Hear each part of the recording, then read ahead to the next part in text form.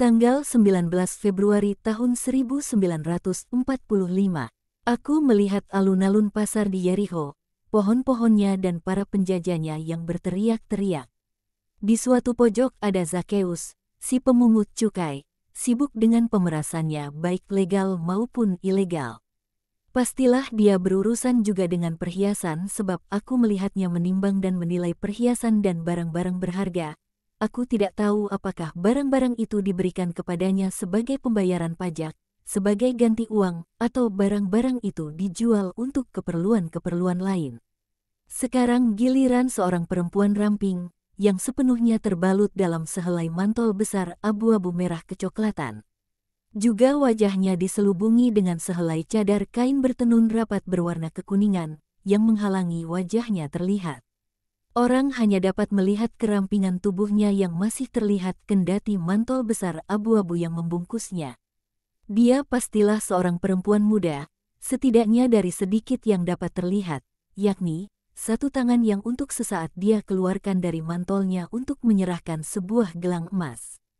Dan kakinya, yang mengenakan sandal yang cukup modis, yang diikatkan dengan sol sepatu lapis atas dan tali pengikat dari kulit yang dijalin, hingga hanya jari-jari kakinya yang muda mulus dan bagian dari pergelangan kakinya yang putih ramping kelihatan.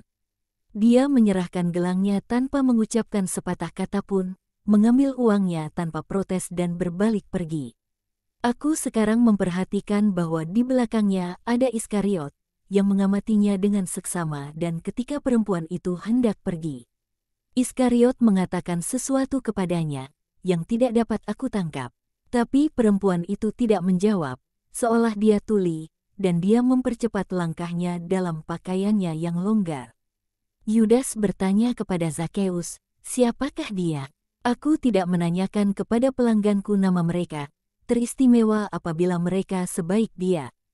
Perempuan muda, ya kan, kelihatannya. Apakah dia seorang Yudea? Siapa yang tahu? Emas warnanya kuning di seluruh negeri.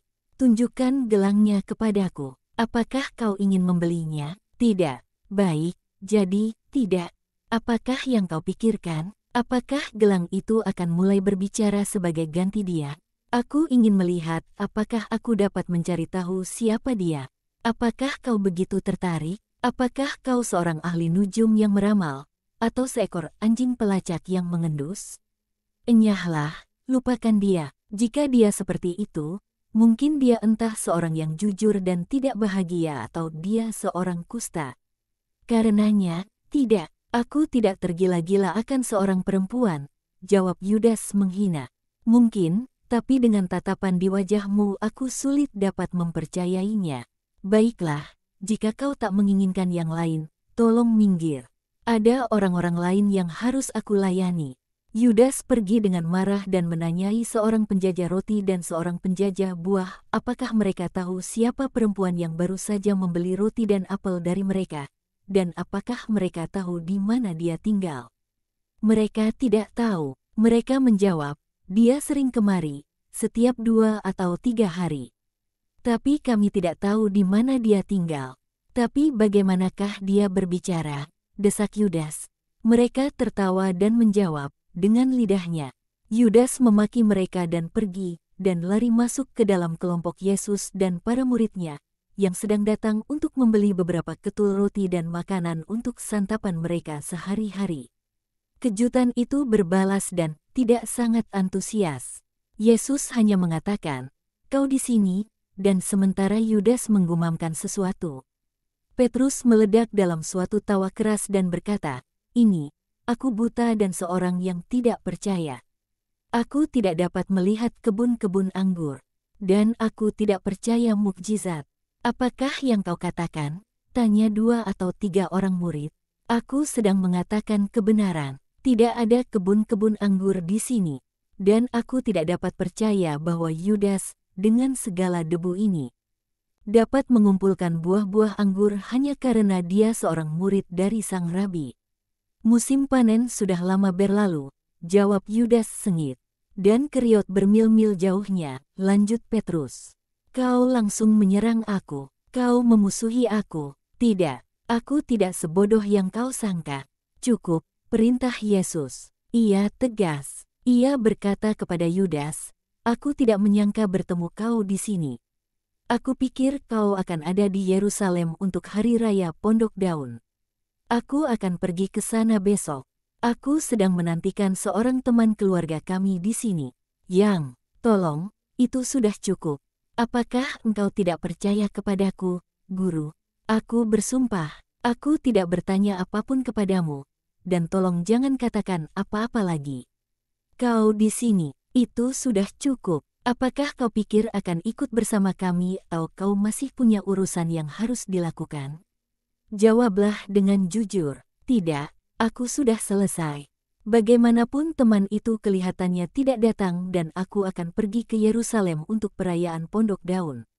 "Dan kemanakah engkau pergi?" "Ke Yerusalem. Hari ini, aku akan berada di Betania sore ini." "Di rumah Lazarus?" "Ya, di rumah Lazarus."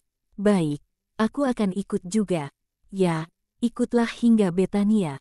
Lalu Andreas bersama Yakobus Sebedes dan Thomas akan pergi ke Getsemani untuk mengadakan persiapan dan menantikan kita semua, dan kau akan pergi bersama mereka. Yesus menekankan kata-kata terakhir dengan begitu rupa hingga Yudas tidak bereaksi. "Dan bagaimana dengan kami?" tanya Petrus.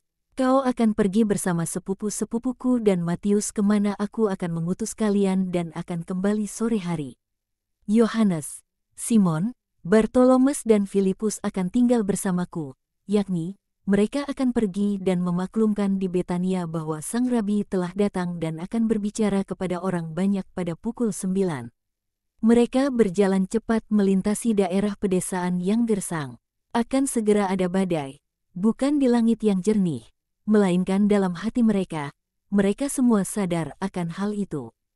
Dan mereka melanjutkan perjalanan dengan diam. Ketika mereka tiba di Betania, dengan datang dari Yericho, adalah rumah Lazarus yang pertama mereka jumpai. Yesus menyuruh pergi kelompok yang akan ke Yerusalem dan lalu kelompok lainnya yang ia utus ke Betlehem dengan mengatakan, "Pergilah dan jangan khawatir. Di tengah perjalanan kalian akan bertemu dengan Ishak, Elia, dan yang lainnya. Katakan kepada mereka bahwa aku akan berada di Yerusalem cukup lama dan aku mengharapkan mereka datang untuk memberkati mereka." Sementara itu Simon sudah mengetuk pintu dan pintu terbuka. Para pelayan memberitahukan kepada Lazarus yang segera datang. Yudas Iskariot, yang telah pergi beberapa yard jauhnya, kembali dengan alasan untuk mengatakan sesuatu kepada Yesus. "Aku sudah membuat engkau sedih, Guru. Aku sadar itu. Maafkan aku." Dan pada saat yang sama melalui gerbang yang terbuka dia sekilas menyapukan pandangannya pada taman dan rumah. "Ya, tak mengapa, pergilah. Jangan biarkan teman-temanmu menunggu." Dan Yudas harus pergi. Petrus berbisik, dia berharap mungkin ada perubahan dalam perintah. "Tidak pernah, Petrus. Aku tahu apa yang aku lakukan. Tapi bersabarlah terhadap orang itu. Aku akan berusaha, tapi aku tidak bisa berjanji. Selamat tinggal, Guru. Ayo, Matius dan kalian berdua. Cepatlah. Damaiku selalu beserta kalian." Yesus masuk bersama 4 murid yang masih tinggal dan sesudah mencium Lazarus, ia memperkenalkan Yohanes, Filipus dan Bartolomes, dan lalu membiarkan mereka pergi dan tinggal sendirian bersama Lazarus. Mereka menuju rumah. Saat itu, di bawah serambi yang indah ada seorang perempuan. Dia adalah Marta. Dia berkulit gelap dan tinggi, meski tidak setinggi saudarinya yang berambut pirang dan berkulit kemerahan, tapi dia adalah seorang perempuan muda yang cantik dengan tubuh montok yang proporsional dan indah, kepala sedikit gelap, dahi coklat yang licin. Matanya baik, lembut, berbentuk panjang gelap dan selembut beludru di antara bulu matanya yang berwarna gelap. Hidungnya agak sedikit turun dan bibirnya yang mungil terlihat sangat merah di antara pipinya yang berwarna gelap. Dia tersenyum memperlihatkan gigi-gigi seputih salju yang kuat. Dia mengenakan gaun wul biru tua dengan renda merah dan hijau tua berlekuk-lekuk sekeliling leher dan di ujung lengan bajunya yang pendek lebar, dari mana 2 lengan baju lainnya terbentang dari kain linen putih yang sangat halus. diikatkan dan dilipat pada pergelangan tangan dengan seutas tali kecil. Blus putihnya yang sangat indah memperlihatkan juga bagian atas dadanya, sekeliling bagian bawah lehernya di mana blus dikencangkan dengan seutas tali. Sebagai ikat pinggang, dia mengenakan sehelai selendang biru, merah dan hijau, dari kain yang indah yang diikatkan sekeliling bagian atas pinggulnya dan terjuntai di sisi kirinya dalam bentuk seberkas jumbai-jumbai. Sehelai gaun yang semarak dan tanpa celah. Aku punya saudari, guru. Ini, Marta, dia baik dan saleh. Dia adalah penghiburan dan kehormatan keluarga dan sukacita bagi Lazarus yang malang. Sebelumnya dia adalah sukacitaku yang utama dan satu-satunya. Sekarang dia yang kedua, sebab engkaulah yang pertama. Marta prostratio di atas lantai dan mencium pinggiran jubah Yesus. Damai bagi saudari yang baik dan bagi perempuan yang murni. Bangkitlah. Marta bangkit berdiri dan masuk ke dalam rumah bersama Yesus dan Lazarus. Dia lalu mohon diri untuk mengurus rumah. Dia adalah damaiku, bisik Lazarus, dan dia menatap Yesus. Suatu pandangan penuh rasa ingin tahu. Tapi Yesus berpura-pura ia tidak melihatnya. Lazarus bertanya, dan Yunus, dia sudah meninggal. Meninggal, jadi, aku mendapatkannya ketika dia dalam keadaan sekarat. Tapi dia meninggal sebagai seorang bebas dan bahagia dalam rumahku, di Nazaret, di antara aku dan bundaku. Doras sesungguhnya membunuhnya untukmu sebelum menyerahkannya. Ya, dengan keletihan luar biasa dan juga dengan deraan. Dia itu iblis dan membenci engkau. Hiena itu membenci seluruh dunia. Tidakkah dia mengatakan kepadamu bahwa dia membencimu? Ya, janganlah percaya padanya, Yesus. Dia dapat melakukan apa saja. Tuhan, apakah yang dikatakan Doras kepadamu? Tidakkah dia mengatakan kepadamu untuk menjauhkan diri dariku? Tidakkah dia menempatkan Lazarus yang malang dalam aib? Aku pikir bahwa kau cukup mengenal aku dengan baik untuk mengerti bahwa aku menilai untuk diriku sendiri dan menurut keadilan. Dan bahwa ketika aku mengasihi tanpa menghiraukan apakah kasih yang demikian dapat mendatangkan yang baik atau yang jahat bagiku menurut pandangan dunia. Tapi orang itu keji dan dia melukai dan menyakiti dengan hebat. Dia menyiksaku juga beberapa hari yang lalu. Dia datang ke sini dan dia mengatakan kepadaku, "Oh, aku sungguh sudah muak. Mengapakah dia ingin mengambil engkau juga dariku? Aku adalah penghiburan bagi mereka yang teraniaya dan sahabat bagi mereka yang menderita. Aku telah datang kepadamu juga karena itu. Ah, jadi engkau tahu? Oh, betapa memalukannya aku. Tidak, mengapa engkau yang memalukan? Aku tahu. Jadi, bagaimana? Haruskah aku mengutuki engkau, yang menderita? Aku adalah kerahiman, damai, pengampunan, kasih bagi semua orang, dan harus menjadi apakah aku bagi mereka yang tidak berdosa. Dosa yang membuatmu menderita bukanlah dosa-dosamu. Haruskah aku tidak berbelas kasihan terhadapmu jika aku merasa berbelas kasihan juga terhadapnya? Apakah engkau sudah bertemu dengannya? Ya, janganlah menangis. Tapi Lazarus, dengan kepalanya beristirahat di atas lengan-lengannya yang terlipat di atas meja, menangis, meratap menyayat hati. Marta muncul di pintu dan melihat ke dalam. Yesus mengangguk kepadanya agar diam. Dan Marta pergi dengan butiran-butiran besar air mata diam-diam mengaliri pipinya. Lazarus perlahan-lahan menjadi tenang dan meminta maaf atas kelemahannya. Yesus menghiburnya dan sebab sahabatnya itu ingin undur diri sebentar, ia pergi keluar ke dalam taman dan berjalan-jalan di antara petak-petak bunga, di mana beberapa mawar ungu masih bermekaran. Marta menggabungkan diri dengannya sebentar kemudian. "Guru, sudahkan Lazarus berbicara kepadamu?" "Ya, Marta, sudah." Lazarus tidak dapat tenang pikirannya sejak dia tahu bahwa engkau tahu dan bahwa engkau telah bertemu dengannya. Bagaimana dia tahu? Pertama, laki-laki yang dulu bersama engkau dan mengatakan bahwa dia adalah muridmu, yang muda, tinggi, berkulit gelap, bercukur rapi, lalu Doras. Doras memakimu dengan penghinaannya, sedangkan orang yang pertama hanya mengatakan bahwa engkau telah melihatnya di danau, bersama kekasih-kekasihnya. Janganlah menangis untuk itu. Apakah kau pikir aku tidak mengenal luka-lukamu? Aku mengetahuinya sebab aku bersama Bapa. Janganlah berkecil hati, Marta. Besarkan hatimu dan angkatlah kepalamu. Berdoalah untuknya, Guru. Aku berdoa, tapi aku tak dapat mengampuni sepenuhnya dan mungkin Bapa yang kekal menolak doaku. Engkau benar, kau harus mengampuni agar dapat diampuni dan didengarkan. Aku sudah berdoa untuknya. Tapi berilah aku pengampunanmu dan pengampunan Lazarus. Kau, seorang saudari yang baik, dapat berbicara dan bahkan akan lebih berhasil dari yang dapat aku lakukan. Luka Lazarus terlalu segar dan menyakitkan untuk disentuh oleh tanganku bahkan meski sedikit saja. Kau dapat melakukannya. Beri aku pengampunanmu sepenuhnya yang kudus, dan aku akan. Pengampunan, kami tak akan dapat. Ibu kami meninggal sebab duka cita akibat perbuatan-perbuatan jahatnya dan perbuatannya kala itu masih remeh dibandingkan yang sekarang. Aku melihat siksa ibuku yang selalu hadir di hadapanku. Dan aku melihat apa yang diderita Lazarus. Dia itu sakit, Marta, dan gila.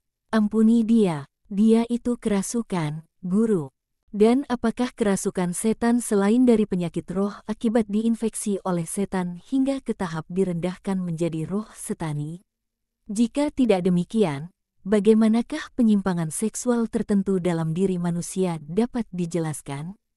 Penyimpangan seksual yang membuat manusia lebih rendah dari binatang buas dalam kebuasannya, lebih cabul dari kera dalam birahinya, dan sebagainya, dan membuahkan suatu keturunan persilangan, di mana manusia, binatang dan setan bercampur.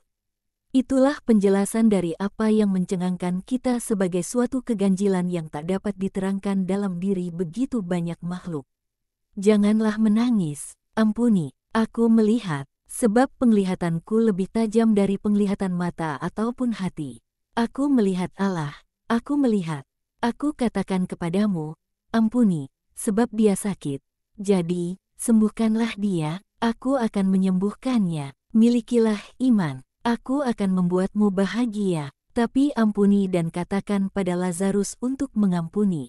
Ampuni dia, kasihi dia. Berbicaralah akrab dengannya. Berbicaralah kepadanya seolah dia sepertimu. Berbicaralah kepadanya tentang aku. Bagaimanakah engkau berharap bahwa dia mengerti engkau? Yang kudus, dia mungkin kelihatan tidak mengerti. Tapi namaku, bahkan nama itu sendiri, adalah keselamatan. Buatlah dia memikirkan aku dan menyebutkan namaku. Oh, setan lari ketika suatu hati memikirkan namaku. Tersenyumlah, Marta, pada pengharapan ini. Lihatlah mawar ini. Hujan pada hari-hari yang lalu telah merusakkannya.